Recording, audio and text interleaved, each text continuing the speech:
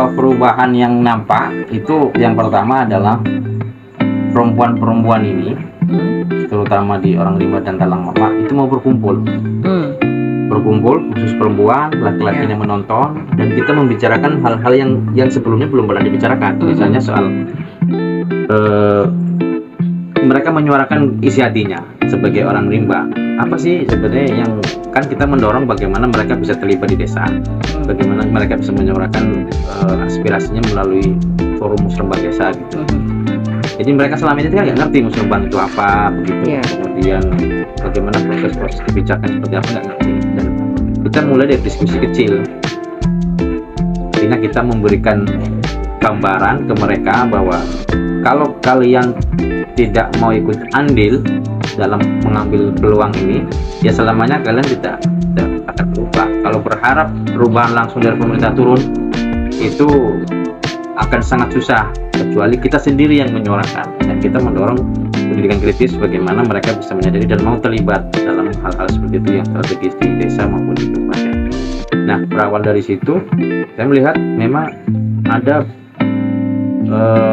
potensi sebetulnya di perempuan-perempuan orang rimba, apalagi sebenarnya gini, dalam konteks orang rimba kan perempuan meskipun di belakang begitu ya, kalau dalam musyawarah adat di belakang laki-laki yang musyawarah, tapi perempuan seringkali itu mengintai, mendengarkan apa yang dibicarakan dan apa yang diputuskan, dan mereka menitipkan aspirasinya melalui suaminya.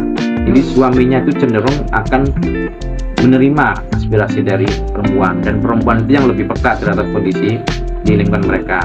Jadi ketika misalnya besok ada rapat adat ini nih, nah, biasanya sebelum ada rapat adat resmi, mereka di internal itu sudah diskusi, misalkan, dan perempuan itu cukup punya peran lebih dalam mempengaruhi kebijakan yang disampaikan oleh suaminya tadi. Sehingga saya melihat kalau potensi dalam sisi bagaimana merumuskan atau bagaimana menyampaikan ide itu dari perempuan itu sudah ada melalui laki-laki. Nah, bagaimana kalau kita dorong supaya ada ruang sendiri perempuan, diskusi antar perempuan, dan sesekali kita dorong untuk bagaimana dikasih kesempatan untuk bisa menyampaikan. Dan dari beberapa kali diskusi saya melihat mereka pada intinya mau untuk diajak ke desa ataupun diajak kemana, asalkan diketahui oleh suami, dan suami kalau perlu ikut, karena itu masih menjadi tradisi kuat yang mungkin sampai saat ini belum bisa ditinggalkan, terutama bagi kelompok orang rimba yang masih memegang. Nah, dari sisi layanan saya kira Warsi sudah mendorong banyak, memprioritaskan bagaimana perempuan itu khususnya bisa mendapatkan layanan dasar yang lebih daripada sebelumnya. Contoh misalnya di anak-anak, bagaimana kita memprioritaskan anak untuk sekolah dan disetujui oleh orang tuanya. Kemudian para ibu-ibu bagaimana diprioritaskan untuk mendapatkan layanan kesehatan, termasuk juga bantuan sosial ya, karena di PPND sendiri harus nanggung perempuan gitu.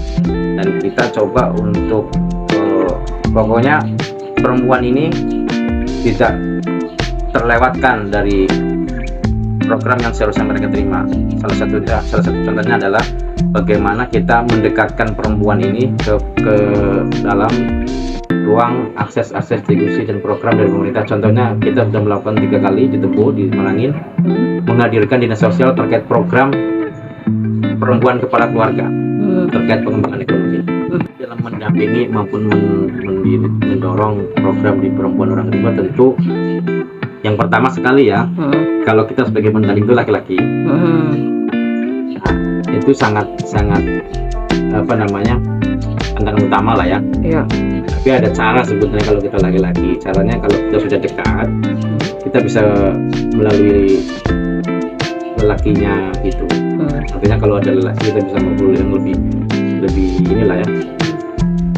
Kemudian tantangan kedua, kita harus benar-benar tahu batasan norma-norma yang masih dipegang oleh mereka.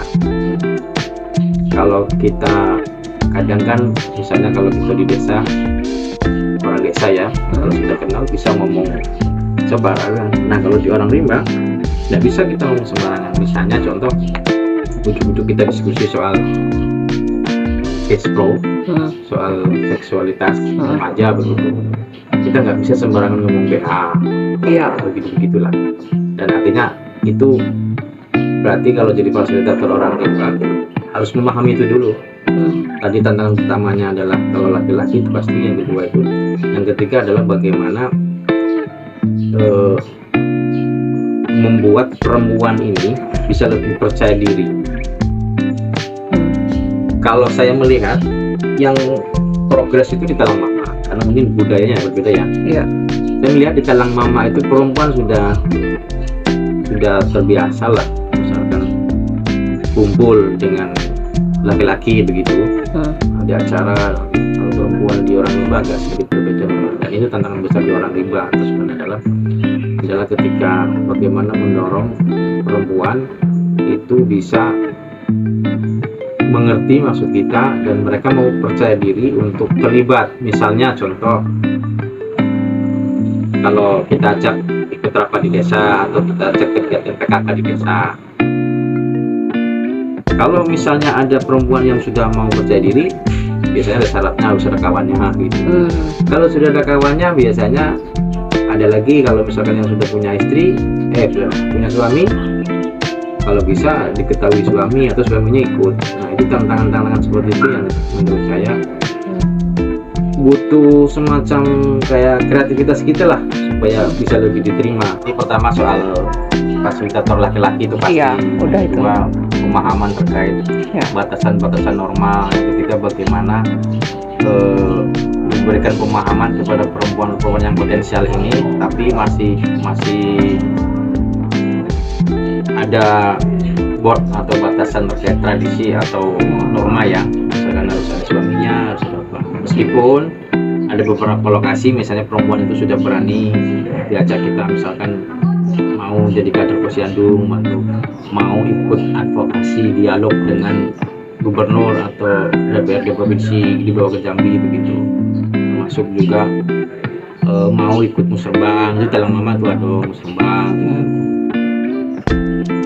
Tapi yang pasti tantangan bagi perempuan itu yang paling butuh effort yang kuat adalah bagaimana membangun hubungan itu bisa ada trust.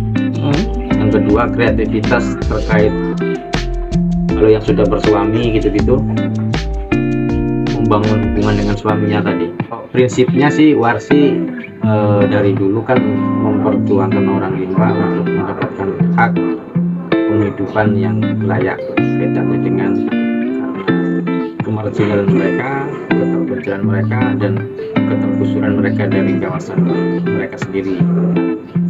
Untuk khusus perempuan ini dan anak, bagaimana perempuan itu bisa dipenuhi layanannya, bisa terlibat dalam kegiatan-kegiatan di desa, karena berangkat dari konsep kewarganegaraan itu kan, warganegara bukan hanya diakui sebagai pendudukan, tapi bagaimana bisa terlibat berpartisipasi dalam pengambilan kebijakan. Nah saat ini memang kebetulan Warsi ada program inklusi yang didukung oleh Inklusi dan Kemitraan, memang akan mendorong bagaimana kelompok perempuan di SAD dan Dalang Mama ini, orang rimba dan Dalang Mama, bisa meningkatkan sedikit kaitannya dengan kapasitas mereka dalam mengakses layanan dasar, dalam partisipasi sosial, pengambilan kebijakan di tingkat desa, maupun mendorong kepemimpinan perempuan ya. Dari sisi regulasi kebijakan di pemerintah, kita akan coba mendorong pemerintah memberikan program khusus bagi kelompok-kelompok perempuan, disabilitas dan anak ini, khusus dalam arti misalkan peningkatan kapasitasnya dan sebagainya. Kemudian kita juga untuk memperkuat keterlibatan komunitas ini di desa dalam pengambilan keputusan, kita akan mendorong Perbu atau minimal Perdes terkait dengan pedoman pelaksanaan musyawarah perempuan atau kelompok rentan yang isinya perempuan, disabilitas dan kelompok rentan lainnya. Pedoman ini diharapkan menjadi panduan bagi desa-desa maupun tingkat yang ada musrembangnya, mulai dari desa kecamatan kabupaten. Itu sebelum musrembang asli itu ada proses musyawarah kelompok rentan ini. Jadi kalau di musrembang tingkat desa biasanya sebelum musrembang tingkat desa ada musyawarah dusun atau RT. Nah, bagaimana ini juga ada musyawarah khusus kelompok rentan ini, perempuan disabilitas. Supaya apa? Supaya lebih bisa menyuarakan, lebih bisa mendengarkan aspirasi mereka. Karena kalau mereka langsung dilibatkan dalam forum musrembang yang asli, yang resmi, belum tentu mereka akan bicara. Tapi kalau musyawarah khusus untuk kelompok mereka, kita dorong, kita fasilitasi, paling tidak ada suara yang mereka keluarkan. Nah, suara-suara ini bisa dikoleks, bisa dikumpulkan. Ya, jadi hasil musyawarah khusus tadi, musyawarah khusus perempuan dan kelompok rentan lainnya, itu kan bisa dikumpulkan aspirasinya, baru dipilih prioritasnya, dan hasil musyawarah khusus ini bisa dibawa ke tingkat musrembang desa. Nanti di tingkat musrembang desa mungkin cukup perwakilan dari kelompok-kelompok ini. Tapi yang kita dorong memastikan suara itu ada dan diakomodir. Ya, itu salah satu strategi sebenarnya. Karena kalau langsung kita bawa musrembang tingkat desa, belum tentu mereka mau ngomong, meskipun kita briefing. Betul. Tapi kalau ada musrembang khusus, jadi desa sifatnya memfasilitasi, merangkum apa aja, baru kemudian dinilai oleh tim dalam artinya mungkin akan dibentuk oleh desa yang akan menilai ini prioritas mana yang dimungkinkan potensial untuk diakomodir desa, yaitu dibawa ke tingkat musrembang.